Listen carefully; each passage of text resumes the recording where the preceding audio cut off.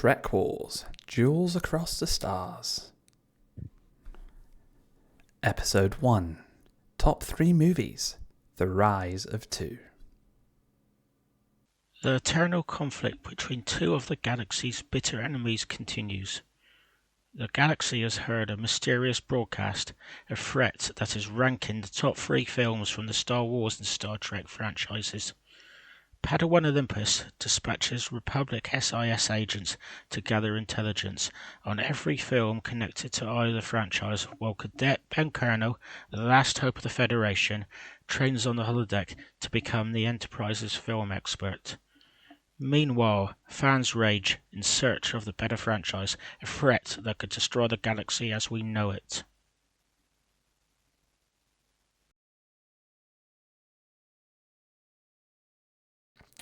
Hello there, my name's Olympus. I'm Ben Colonel.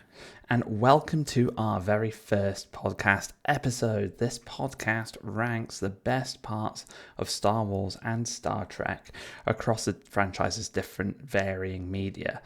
We are doing this completely as a bit of fun. No competition intended. Not promising that that's not going to happen, though.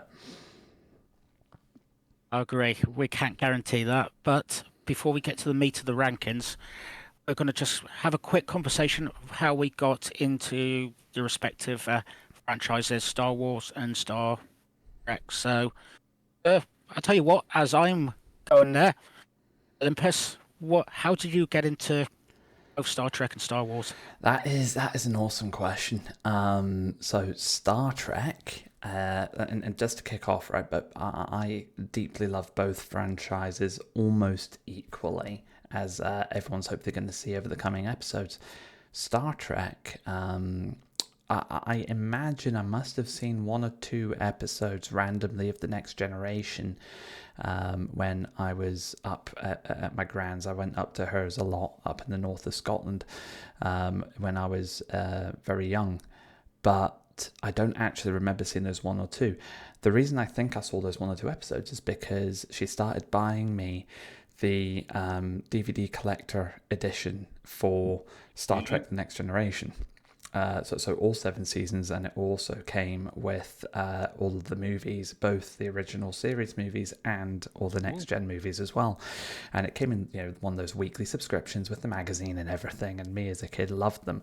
But the first Star Trek experience I ever remember was getting the very first volume of that, and it was Star Trek First Contact.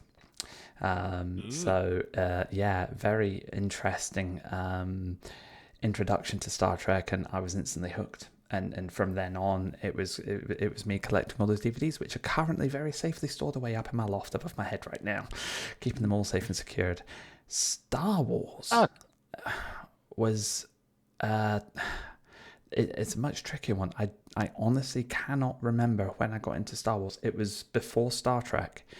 Laser swords. What kid doesn't love laser swords?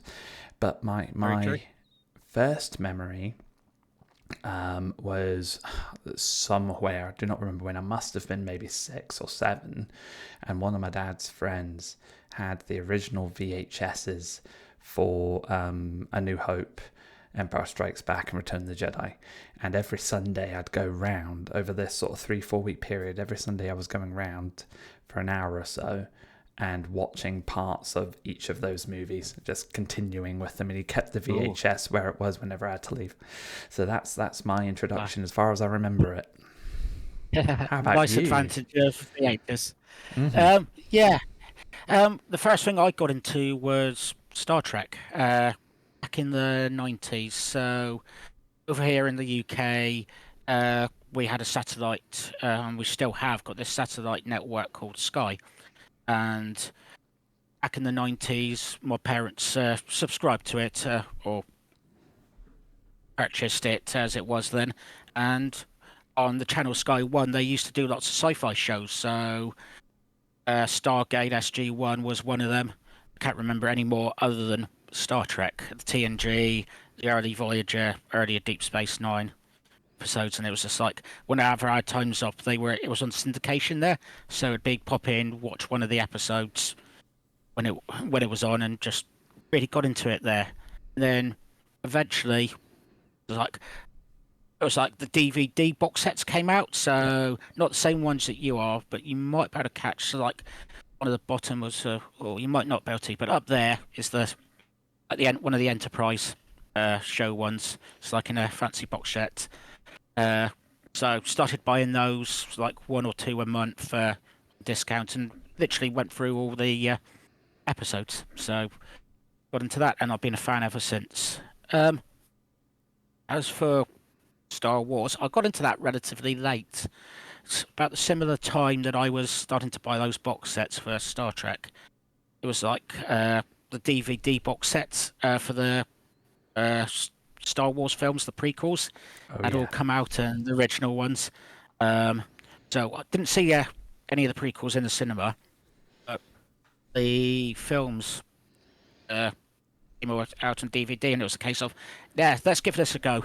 So I was in my early, like, yeah, I was probably in my early 20s at that stage, so very late on in my life, and it came into that, and other films. And when the most recent films came out, I was going to the cinema, and those came out as like a pre-Christmas thing. But something else I also really got into when I was in Star Wars was a certain game. You know this, what it is, Star Wars: The Old Republic. Oh yes. So yeah, so a friend, or a couple of friends, were playing it when it first came out. So I had about a year of playing that. Really enjoyed playing with the friends, but was finding it a bit too difficult at the time, and then I just gave up on it.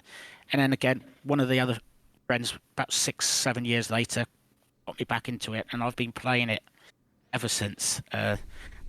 For the most part, ever since, and I really, really enjoy the lore of that game, even though it's not official.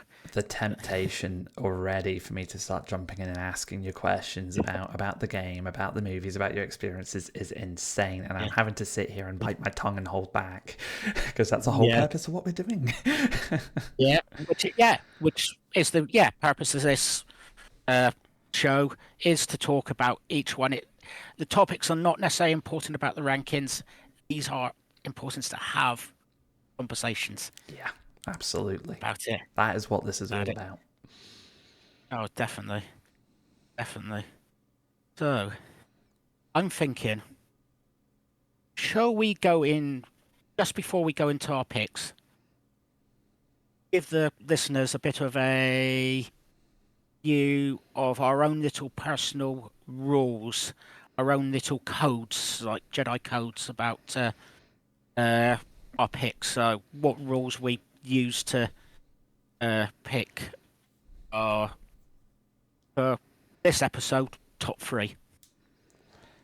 Yes, so this episode's top three movies. I'm happy to go first. I did not apply too many rules to myself for these ones. In terms of what I defined a movie, I've not selected any feature length episodes. So feature length episodes are out. It's purely movies. Which aired in cinemas and then released on VHS, DVD, whatever it was after that. And I've kept it very strictly to Star Wars and Star Trek as what do you call it, the mainstream stuff. So I'm trying to think how to put that. Can't think, but essentially mainstream Star Wars, Star Trek, nothing, no short Trek type mini series elements that you could call a mini movie or something like that. None of that stuff at all. So yeah, in summary, feature movies that were in cinemas and then released afterwards. That's essentially my only rule. Yeah. Whereas me, this was probably not too difficult to do, considering I probably made this rule after I actually done my picks. But the first one is I wanted to have one from Star Trek and at least one from Star Wars, and it was just like, yeah, it's more of a thought of this is what we're doing as a podcast and YouTube video, and I wanted to put this is my overview of the franchise, my philosophy on my picks in the future. The second rule for this was I wanted one of my picks to be a bit of a left field pick, bit of an unusual Ooh. thing, because on this one I will explain later when we get to the picks, but some of my I want to go in some of these for some deep dive options, which is I wanted one of my picks to be a deep dive pick. So, Nice. Okay, I like it. I like it. Well, if we've got nothing else to cover off on that front, would you like to go first? ooh, why not? And this is going to be my deep dive pick at Ooh, number 3, drum roll. and this is where we get all the comments back in this. So please feel free to put the comments into the bottom of YouTube or on our Twitter handles, which we'll give at the end of the show. My third pick or third round pick is going to be Galaxy Quest, and I did give a Oh. random line for this, which I forgot to say. It was activate the Amiga directive. I did not expect this. Okay. Yeah, with this, if for those who not in the know, Amiga Quest, Galaxy Quest is basically a one take on Star Trek. It's got your Crusher character, so like the younger person on the helm. You've got your uh, uh, captain who thinks he's better than everybody else. The actor who is better than everybody else. You've got your atypical female character who's always like got a low cut top or being very female, and the brilliant Sigourney Weaver, who you may know from the Alien films. Oh, I don't recognise that name, Sigourney Weaver. No, I've Doesn't never occur heard to of me. her in my life. Funny enough, she's been in various other sci-fi films, which I thought I would pick up, and it's like brilliant in the Paul film, and it's like, oh, Avatar. yeah, and yeah, Avatar's on my list. Was also in Ghostbusters 1 and 2, Oh, I didn't know I believe. that. She's got, I think she lives in one of the houses, and it's just like I happened to look at her IMDb before you're in here, but it's a fun take with the aliens actually thinking the records of the TV series that the film is taken after is actually real life, which almost reminds me of a Star Trek episode in feature films purposes. It is a fun romp and a fun take on the series, and it's like it's a more laid back film than a lot of normal, not normal films, but the feature films from Star Trek and Star Wars. You can not necessarily switch your brain off, but it's like something you can just relax and enjoy without too much of a hassle. That actually sounds quite nice and quite relaxed. And would I be right in saying, because I've never actually seen Galaxy Quest, this is a great pick to kick off. So would you say that's a really good one if you want to sit back and not have to think too hard? So you just want pure enjoyment out of it, get some laughs, get some good general entertainment out of it without having to properly, someone those concentrating, focusing, constantly have to be, 100% in it kind of movies. Oh, definitely, yeah. It does have a plot, but it's not very thick and it's not very heavy. But you can definitely look at that and go, I know you are playing a game at the moment, but you're picking out all the Star Trek references too, and you could definitely do this. And you go, oh, that's like, you can see that, and this is this character, or this is bit of this character, and this is what the fans are like, and you have your geeky fans who know the insides and outs of a starship, and same for these aliens. It's like they basically made their alien ship look exactly like the hero ship of the film. So it's it's one to geek out from.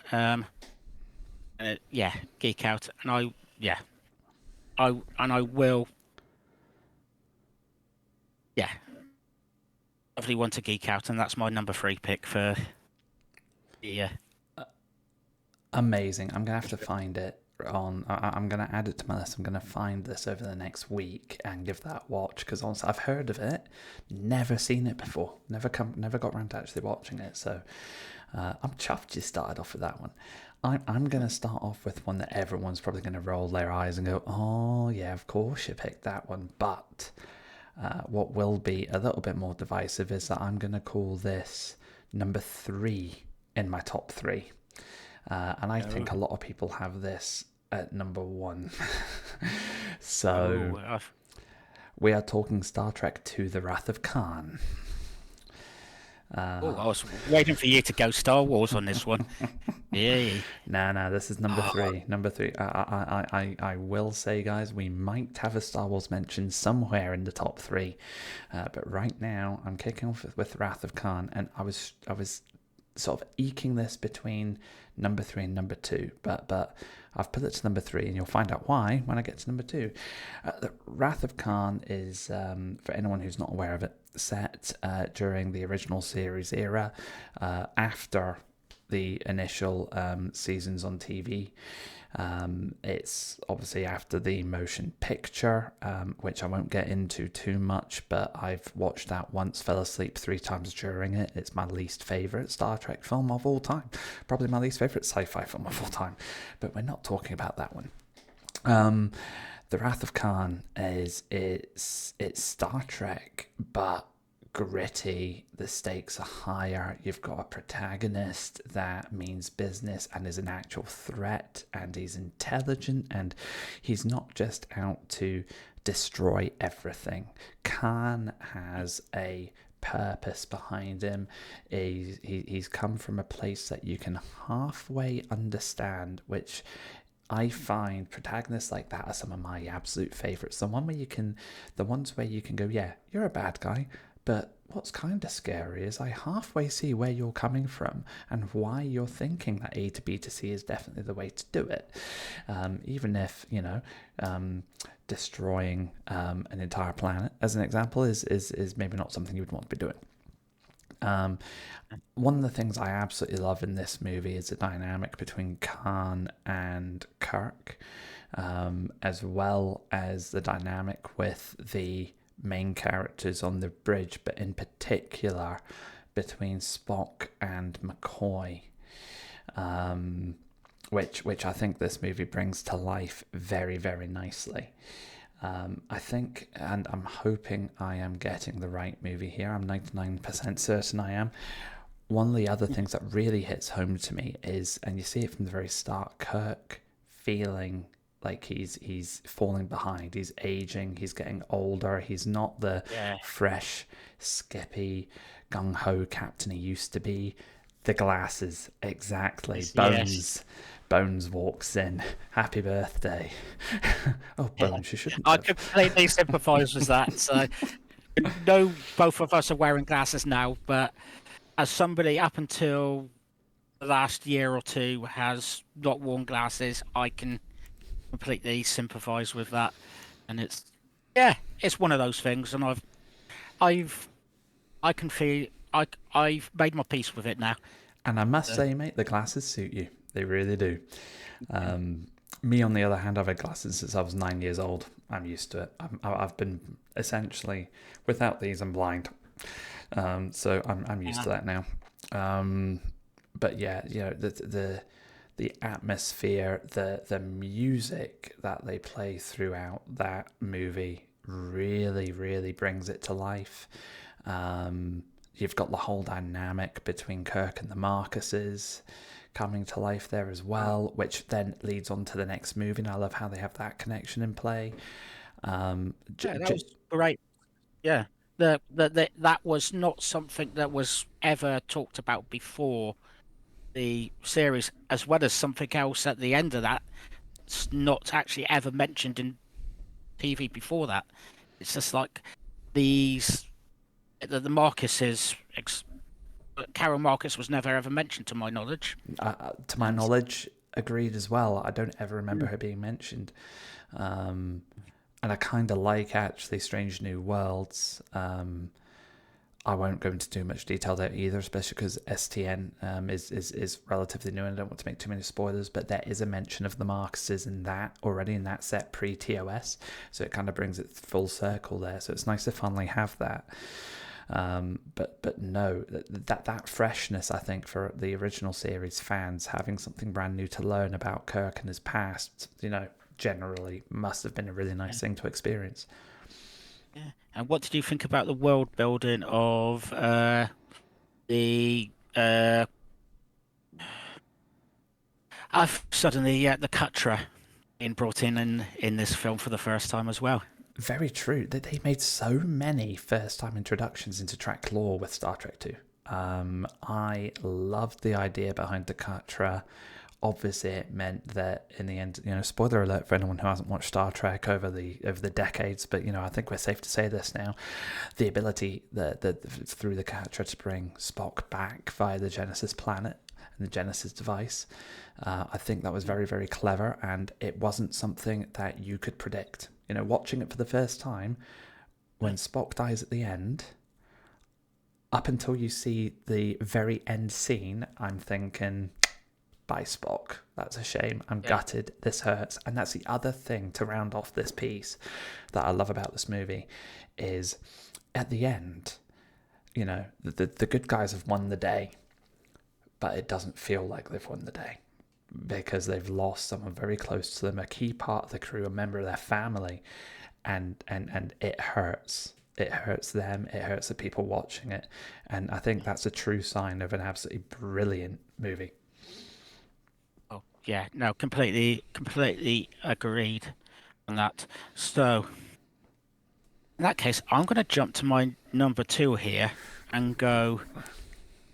It is a Star Trek one, Yes. and I'm going to give my. I was going to give a short thing, and then I realised I haven't written that down. But this is the origin of something else in Star Trek, and that's First Contact Day, 5th of April. And the film is Star Trek First Contact. So this is the eighth film in the movie series, the second one with the TNG crew, and it's honest. This can be one of my top 3 Star Trek films, and they sometimes get alternated between that and 2 others, and it's just like, oh, yeah, I love it. The Borg, time travel. It's absolutely gets me. It gets me going. It's what I would call my captain. It's not necessarily my favorite TV show, but it's some of my favorite characters there. It's bringing back the Captain Picard's backstory again. A wonderful way. Use this fact. I've got a quick question here for you. This was nominated for an Academy Award. Yes. For best makeup. It only got nominated, didn't win it. Back in 1996. So this was came up in 97. What do you reckon it lost to? Oh no, what did it lose to? Jeez, I didn't expect that question. I was gonna make, Uh, I was and I'm, gonna suggest that, yeah, I thought you were gonna ask, like, what specific element of the makeup did it get nominated for, and I would have said the Borg, especially the Queen, yeah, Alice Krieg's design in particular was phenomenal. Um, I genuinely have absolutely no idea, but I imagine I'm not going to be happy with the answer, and I bet that I want, I bet First Contact has been done. I bet yeah, they've been done the one for Nutty it. Professor, Oh Nutty no, Professor. really? Yeah, but on that question, actually, it does give us a good topic. It's something that's improved fantastically is the outfit for the Borg. I don't know if you remember in the TV series, the first one, where it was just a black outfit and a few pipes here or there. Yep. But the forgot a surname, but the Borg Queen's neck, spine there was still when I watched, they seemed very realistic. It was Um, phenomenal, wasn't it? That metallic spine that ran down there, and it actually wriggled and moved, and the general Borg that were moving around, the drones, as you say, they've gone from that black suit with the pipes out of them to actually looking like a mangled evolution of biology and technology. Honestly, the costume team, they really outdid themselves. They should have won that, hands down. They should have won that. oh, definitely. And it's one of the, yeah, again, it brings the image of, for me, Zephyrin Cochrane is that flawed individual that this comes up in this film. He's not that perfect individual like most people from history. You told them about the statue? Yeah, and it it's somebody who has drink problems, somebody who has just wants to make a bit of money, and it's like Yeah. live, but ended up influence a lot of people and making the world or the galaxy a better place. Yeah, and I'm sure he probably did get involved in subconsciously making Earth a better thing, which is why I like Star Trek is because it makes it has more of a positive image or than most sci-fi shows of making it the world a better place. It does. It Be honest, I does. haven't. Yeah, Sorry. I have. Yeah, I was about to say I have not mentioned much about the film. What do you think? What do I think? Well, you know First what? Contact. We're actually merging our two together here, mate, because my next Ooh. selection, which is number 2 on my list, is Star Trek First Contact, and that is my number 1 Ooh. Star Trek movie of all time. So we might as well just keep going with this for a good little while. Yeah. Yeah. This movie I find absolutely phenomenal. Again, the music score is second to none. I get goosebumps and chills just from the music alone. The main theme, the Borg theme, every element in between, costume design and makeup, phenomenal. Acting on par, absolutely brilliant. Some of the best that cast and crew have ever come up with. Direction, phenomenal again. And to get into some of the details, I guess, and I mean, I can talk about this all night, so I'm really trying to sort of focus myself in on a couple of points. It's a very serious movie. It's it's one of those, the world is about to end as we know it. We have to save it, and we are going to travel back in time to solve it all. We might get stuck there. We can't find our way out. We just need to focus on trying to fix this. We may end up blowing up our own ship at one point or more. So it's quite a dark one. There are elements that sort of zombie thriller horror type element through it with the Borg and how the Borg operate, which I like. because it adds that side into it alongside the sci-fi, but also explores so many different themes around humanity and bettering ourselves, and really brings home that vision that Gene Roddenberry was trying to put forward with the original series when he first created it, and then subsequently TNG. And with that, there's also some absolutely cracking next generation humor moments throughout it. You've got the irony of Data exploring his humanity still creeping through it, which includes his twist double deception of the Queen. But there's a cracking bit down on Earth when Deanna Troi just meets Cochrane, and Riker walks into. Sorry, you first. Yeah. I was about to say, and Riker walks in, so like that slow.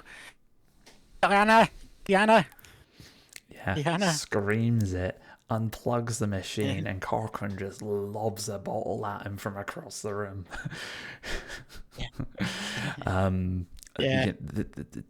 Deanna, our Betazoid, so connected to emotions, but always, again, not serious per se, but always very businesslike, drunk out of her face, and it's just that honest scene between her and Riker being so real and so human, and it was beautifully done and really added a very nice humorous element to a very serious movie. And there are many other sort of bits and pieces like that throughout it as well, which I absolutely love. So the humor side of things is balanced perfectly with the serious side of it, is my point. Loads of character development throughout it.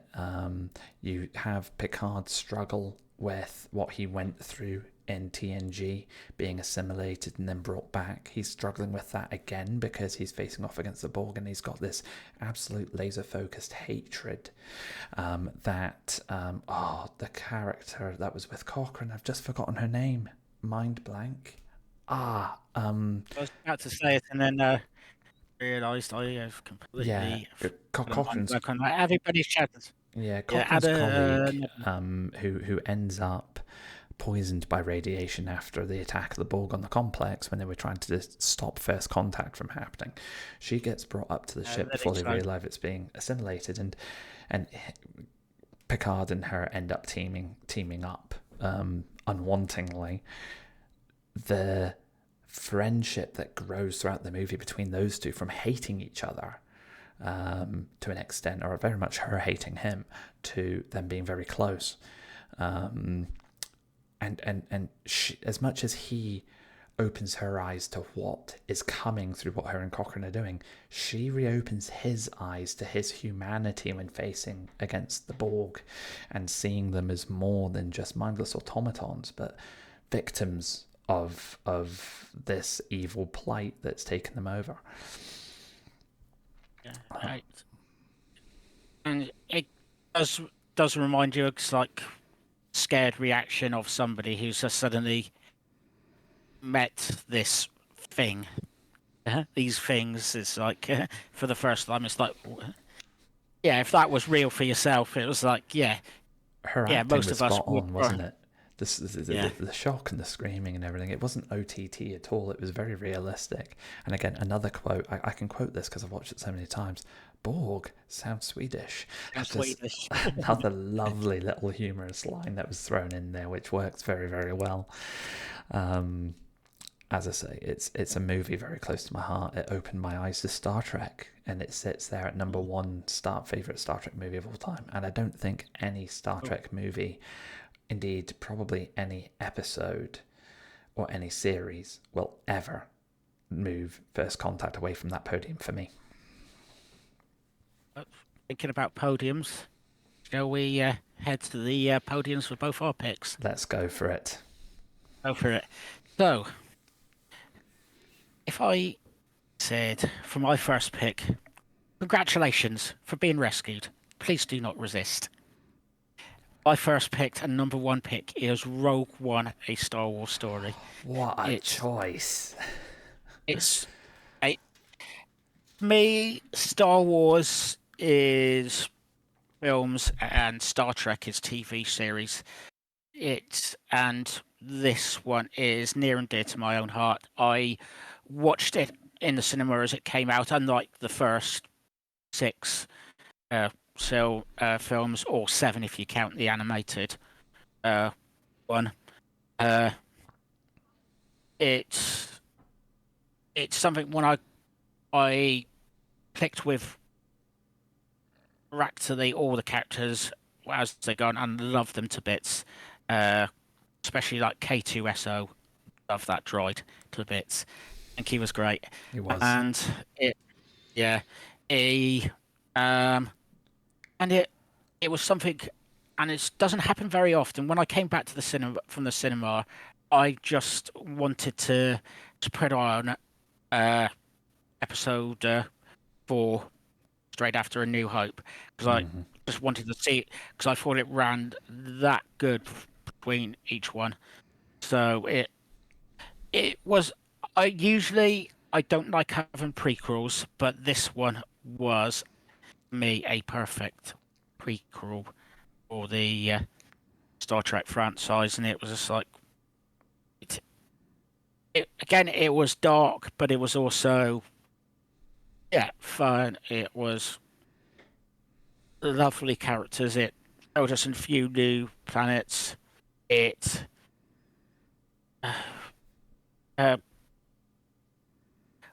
Urso, I've forgotten her name, Gina Urso. Loved her character. It was just like, she does feel like somebody who had accepted her lot in life, and was like, I'm in a bad, or not necessarily in a bad place, but I'm doing bad things, and whatever it feeds me, puts a bed over my head most of the time, even if I'm in prison. Yeah, and I agree. And you know what's funny though, because obviously you came away from the cinema with that experience, which is great. I had almost the polar opposite experience, because I did go to the cinema to see that movie, and I remember coming out of it going, some bits of it were great, but it's left me a little bit underwhelmed. I think it had been hyped up too much for me. So I left feeling a little bit deflated. But a year later, I watched it in the comfort of my own home, and I was blown away. And it was almost like, with the hype that had been building up gone, and having reset myself from having seen it at the cinema, I was able to enjoy it for what I wanted it to be, and what I hoped it could be. And I could see the nuances they were bringing into it. I could see the connections into A New Hope a lot more clearly, and I could see the character development and the relationships, and I could see the consequences of what they were doing and the sacrifices they were making. And it just really brought it all home. And it's now one of my favourite Star Wars movies. It absolutely is. It's not on my top 3 list that I'm talking about today, I will admit, but it is 100% up there. Yeah. What did you think about that infamous scene at the end, when that lightsaber in the dark just shoots on, and the rebels start panicking for their lives as Vader marches forward? Yeah. I'm not going to say it was the best part of the film, but it wasn't, because there was lots of best bits. But it did give that image that I think was my original take on Darth Vader, was that person who is prepared to be completely brutal and honest. And it did remind me of, Darth Vader in A New Hope, and the other 2 in that original trilogy. So that for me was a Vader that scared the out of me.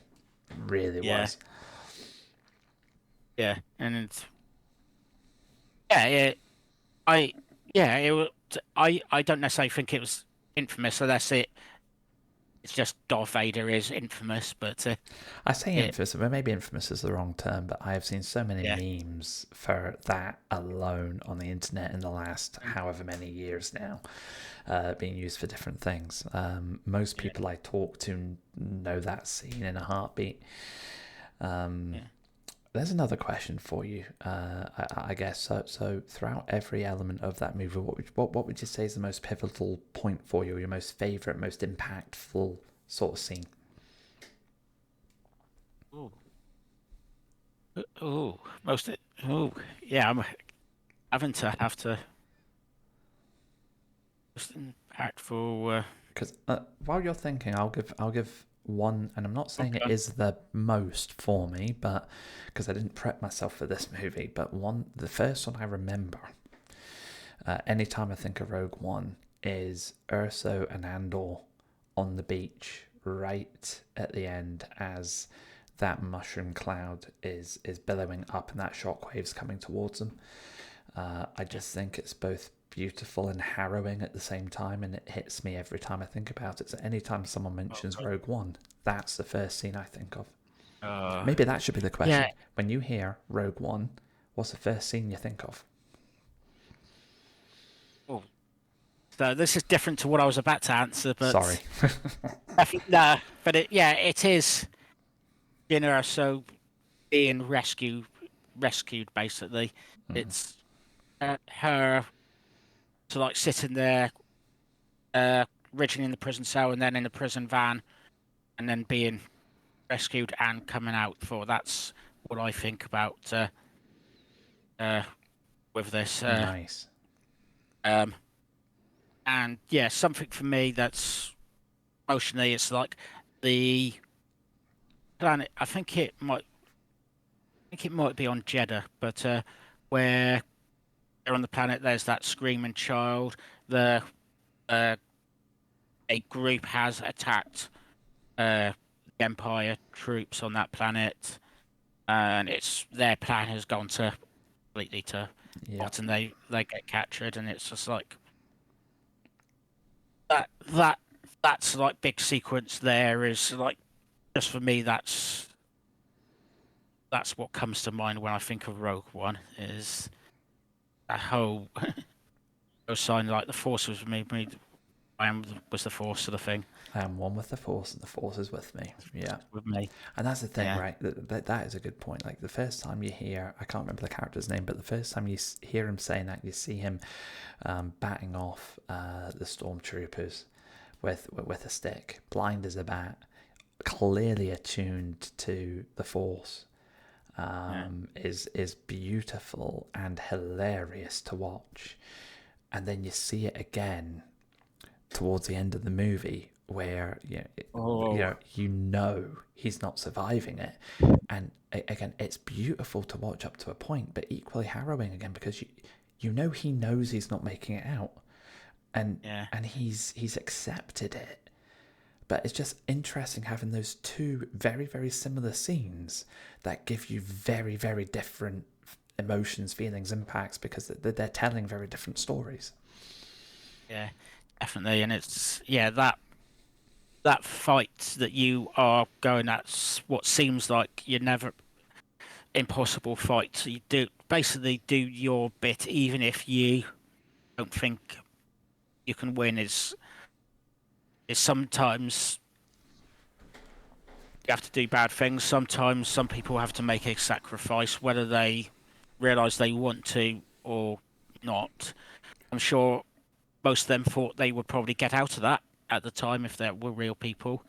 And it's yeah, that fight against impossible cause and then accepting your fate when it comes to it. and It's and that's very much one of the key purposes, messages, I guess, of not just Rogue One the movie, but Rogue One the team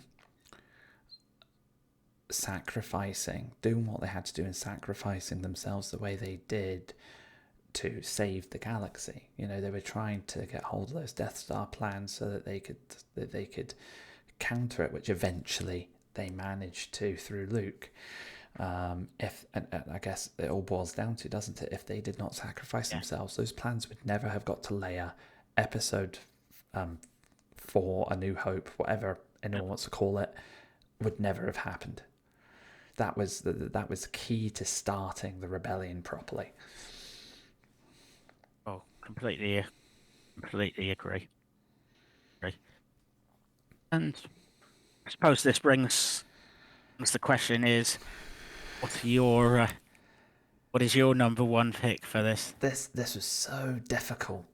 Did you find it difficult trying to pick out these three? Because as I said at the start, my rules, I kept myself solely to Star Wars and Star Trek. One of those reasons is because I was struggling too much to pinpoint a top 3 when I expanded out to all sci-fi, because there's so much to choose from. So even just focusing alone on Star Wars and Star Trek, I was struggling. All three. I was about to say, for me, my number one pick was there already. I just had to confirm it. But yeah, the second and third pick, I went through so many different options, which I'll mention later. Yeah, my top and my number 2 are very difficult to sort of move between them, to pick between them. They're probably joint, but this next one just beat First Contact by a margin, and that is Star Wars Episode 3, Revenge of the Sith. Yeah, oh, bearing in mind, lovely. Yeah, but bearing in mind for starters that my first experience of Star Wars was A New Hope, and then I finished that trilogy, and I was young at that point. So by the time I got to Revenge of the Sith, having seen Episode 1, Episode 2, and then Episode 3 in the cinemas, getting gradually better and better each time. Well, Episode 1 was what it was. Liam Neeson, Qui-Gon, phenomenal. Episode 2, a bit better, a bit less politics, but still quite political. Not necessarily a bad thing. They learned lessons from Episode 1. Episode 3, they just brought it to life. I mean, I actually remember sitting in the cinema when the opening crawl ends, and you've got the 2 starfighters with Obi-Wan and Anakin flying above one of the battleships before zooming down and just opening up a scene of utter wartime chaos above Coruscant, of all places. Like, you never would have expected that the war would have brought itself to the capital of the Republic, right above this flipping atmosphere. That the music combined with the cinematics and the cinematography, and the special effects, all rolled in that one scene, gives me goosebumps every time I watch it. Yeah, that start of the flight, and just that battle is absolutely outstanding, and I'll give them their on that. That was perfect. You see, and again, I'm going to try and keep this condensed because I could talk about this for hours. You see throughout the movie that the relationship between Obi-Wan and Anakin has really grown into a brotherhood. They are very, very close, and as much as Obi-Wan is still Anakin's master, Obi-Wan's treating him almost as an equal by this point. They are super close in terms of their relationship, their bond. You see that in the way they fight together against Dooku. You see that in their conversations. But Anakin's still secretive in terms of his love for Padme, because he understands to an extent that revealing what's going on there would be the end of her and him from a Jedi / her career perspective.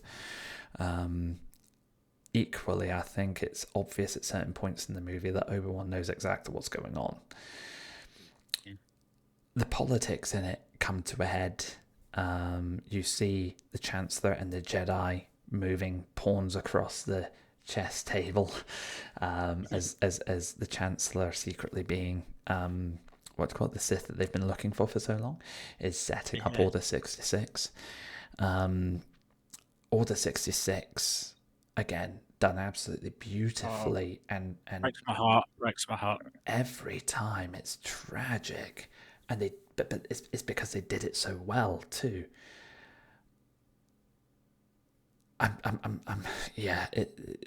So many different things happening so quickly there, but again, cinematography, the music, the story, and the characters just made you feel all of that loss.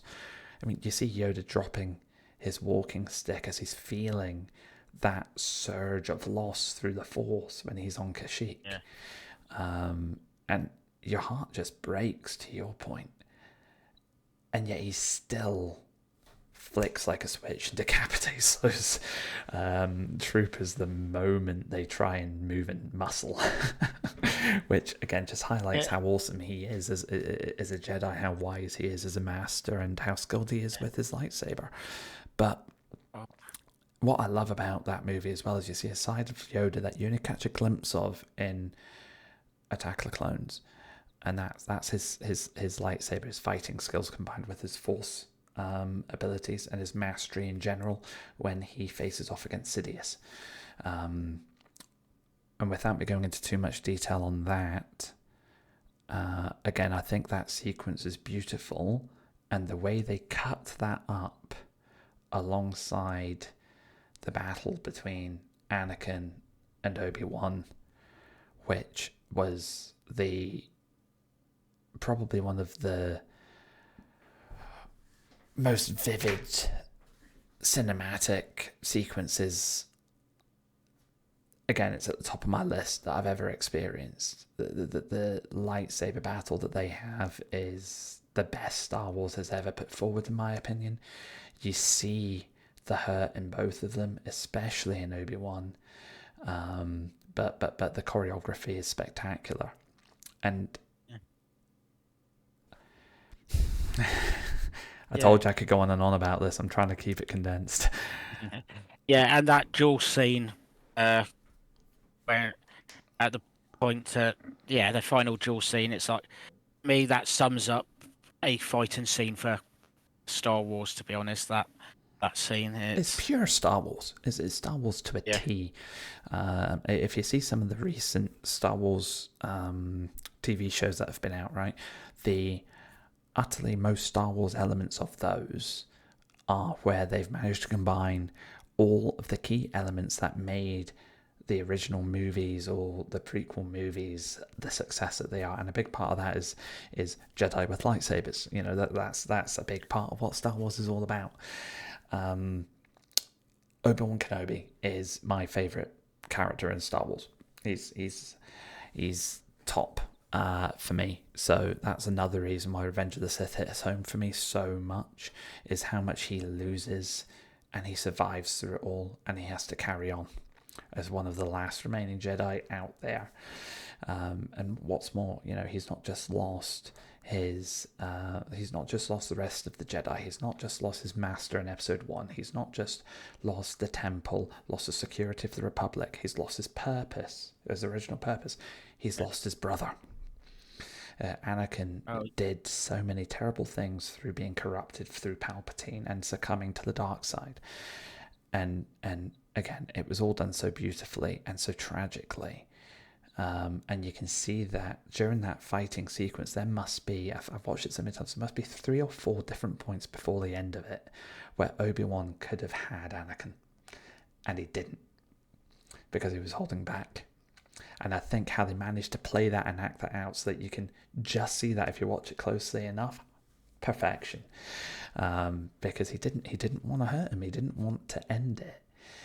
And then in the end, Anakin didn't give him a choice. So yeah, in summary, every element of that movie I utterly, utterly loved. I cannot think of a single element of it that I would criticize. It is Star Wars at its peak for me. I know we will hopefully get a lot of comments agreeing and disagreeing to that, so please make sure to add any comments you've got on any of these to the bottom of our YouTube feed there. But I hope I get some disagreements, because I love debate. But for me, it's Star Wars at its your own best. three there. Yeah, put your own top 3 in there as well. What you think are the 3 best from each series? Absolutely. Let's keep that conversation going with you guys. Get those top 3 for you added on there. Give us the reasons why. Let's enter into some debates on this and properly explore it, because hopefully what you're hearing from us here is giving you a little bit of thought for maybe some elements that you've maybe watched or seen before that you didn't think about.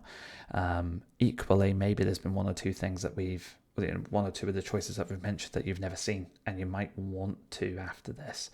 And if not, that's perfectly fine too. We're here just to chat and enjoy what we love most about these franchises and what they've had to offer for us over the years. I will stop talking when it comes to the Revenge of the Sith now, because as I said, I could go on for hours about this one. Ben, back over to you, mate. Give me a second to draw breath. That's all right. I'll quickly round up my fricks. So in third for me was Galaxy Quest. At number 2 was Star Trek First Contact, if I can speak. And number 1 was Rogue One, Star Wars story. Oh, and what was your list? Yeah, so third place for me was Star Trek II: The Wrath of Khan. Second was Star Trek First Contact, just by a slither. Honestly, one of my top time favourite movies of all time. But my top movie, especially from a sci-fi perspective of all time, is Star Wars Episode 3: Revenge of the Sith. Oh, so quick finish with a random result here. So in last place is Galaxy Quest with 1 pick. Star Wars, amazingly, was 2 picks, and Star Trek with 3. So, Star Trek wins our first episode. yeah. Oh, a shame. I shouldn't say that. My bias has come out there, but let's see how things continue with that. And where can we find you, Olympus? No, absolutely, yeah. So I am on Twitter, Olympus0511. You can also find me. I stream mostly sci-fi games on Twitch, so you can find me there again, Olympus0511. So at the minute, focusing on Star Wars and Star Trek related games. So I've had a few bouts of the Old Republic, which I've been playing since the game's beta over 10 years ago now. So you'll have heard Ben mention that game earlier on. Absolutely brilliant game. If you've not tried it before, there's a free-to-play element to it that you can jump in and try out. I think it gives you maybe the first 3 class stories to go through. There's 6 class stories off the top of my head.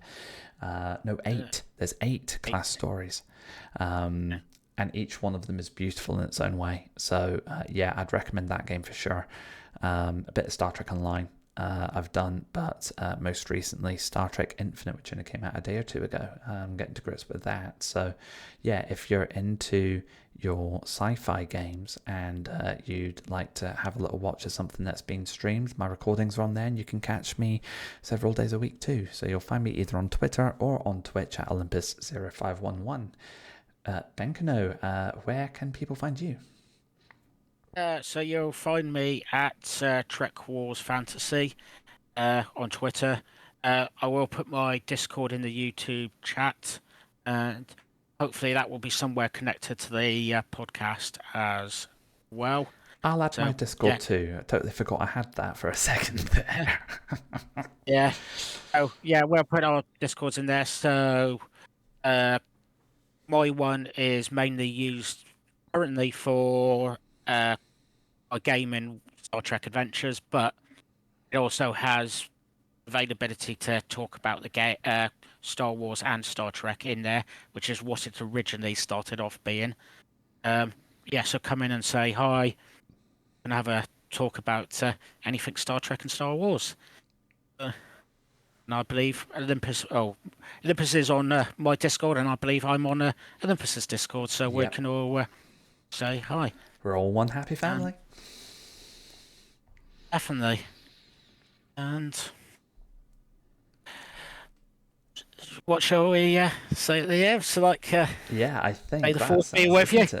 I love it. May the force, may the force be with you. Says Gandalf. Yeah. No, guys, thank you all so much for watching. As we've just pinged through all of our different platforms. If you would like to join us on any of them, please do. You'll find links for them below. And yeah, keep an eye out. Hit that subscribe button on YouTube if you've enjoyed what you've watched today, and you'll get notified of our future episodes, which will be coming out very soon. And in the meantime, it's a big thank you from me. May the force be with you. And it's thank you from me. and live long and prosper, and may the force be with you. Next week on TrekWars, Duels Amongst the Stars, top 5 scenes in a bar or restaurant. Find us on YouTube at TrekWars and Fantasy and via your podcast provider of choice. Please subscribe, like, follow, and please, if you've got your own rankings or views on the content, please put it into the comments, tweet us, or even join us on our Discords, where we would love to hear your thoughts.